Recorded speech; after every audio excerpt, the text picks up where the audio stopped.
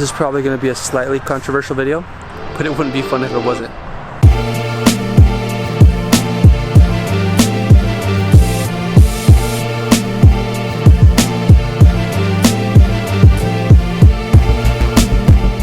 I went back and forth whether or not to film this video. Film it, don't film it. Film it, don't film it. I wasn't sure if I should make it. So what I did is I asked my coworkers to give me their first assumptions when they see a Porsche about the owner. This is what they said. Show off. Rich. Young wannabe. Snobby.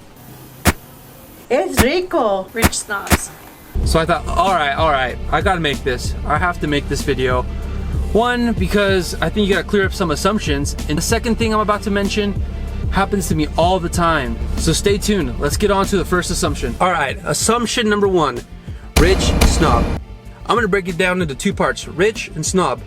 Before I do that though, let me tell you, when I found out that Porsche owners are supposed to be rich, I went home and looked for these bitches. I can't find it. And guess what? I couldn't find them. They don't exist, that's why. I'm gonna break it down in mathematical terms, you know, keep it nice and scientific so you guys can say, oh damn, you're just making stuff up. No, this would be science right here, straight up. So, the assumption is Porsche owners are rich. Then you got rich people can own Porsches. Rich people can also own Ford Pintos though. So does that mean a Porsche equals a Ford Pinto? No, that's right, it does not. Because it is false. Just because you have a certain car brand, you're not rich. You know, that's just not the case. But for some reason, when you see a Porsche owner, people love to assume that he's rich. And you know what, that's not always the case. Let's move on to the second part, the snobby part. This is the one that kind of gets to me just a little bit, you know? We all have that one friend, you know, that one friend, acquaintance, you know, who just rolls in fancy cars, rolling on dubs, shows up to the party, you know, looking good. Everyone's like, damn, that guy has a good car and a fly whip, you know? But goes home after the party or whatever and he goes back to his mom's basement. But no one calls him a snob. They just call him dumb, you know? But damn, his car looks good though. But that's what I'm saying. I'm trying to say is that had I personally, especially in my case, had I bought a Toyota Camry, maybe on dubs, who knows, but fully loaded out Toyota Camry, would have cost me more than my car costs me now, but nobody would have said anything. Everyone would have been like, wow, he's doing a responsible thing. He's saving his gas mileage. He has a family now. But for some reason, when I got this car, everyone thinks the opposite. It's like, wow, he's messing up. He just got out of school. He's taking out a big loan to get a car. And that's just not the case. What you can assume of us Porsche owners is that we're fanatics of the brand. I know what I wanted out of a car. And if I was gonna spend my hard-earned money that I finally earned after going to school for a long time, I wanted something that I liked, not something that made sense. People just love to assume something. Rich snobs, whatever, I'll take it. Assumption number two of Porsche owners. Rich snob, whatever, I'll get over that. That doesn't even bother me.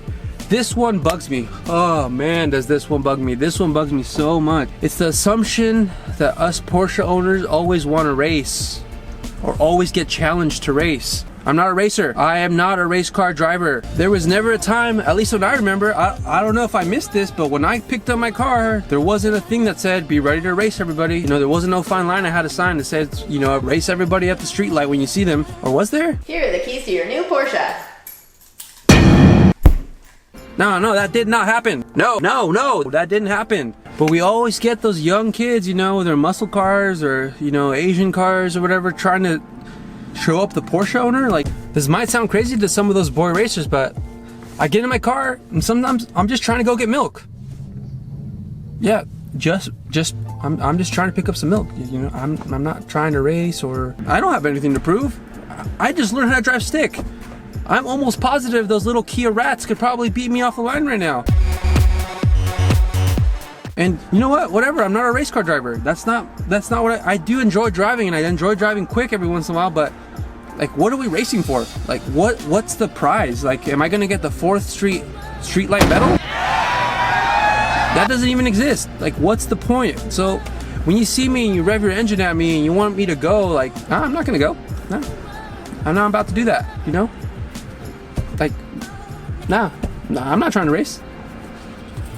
What do I have to show? Like, no, that's not me. Now I know this, I cannot be the only Porsche owner or even sports car owner this has happened to, but for some reason people always want to show us up.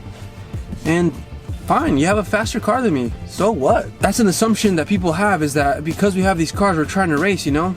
take it to the track if you want to race. Like I said, I'll probably get my butt kicked right now. I'm just barely learning to not stall on hills, you know, like heel toe rev matching. I'm not even advanced yet. Like, so just some assumptions that people have of Porsche owners. You know, follow me on social media if you haven't. I predominantly use Instagram and Snapchat. They'll be in the description below. And if you enjoy the content, subscribe. It helps me out, you know. Share this video if you find it funny or you think someone will enjoy it. I don't have the greatest exposure, but whatever. I just enjoy making videos, and if you guys like it, help me out. As always, guys, though, driving's not a chore. Enjoy it.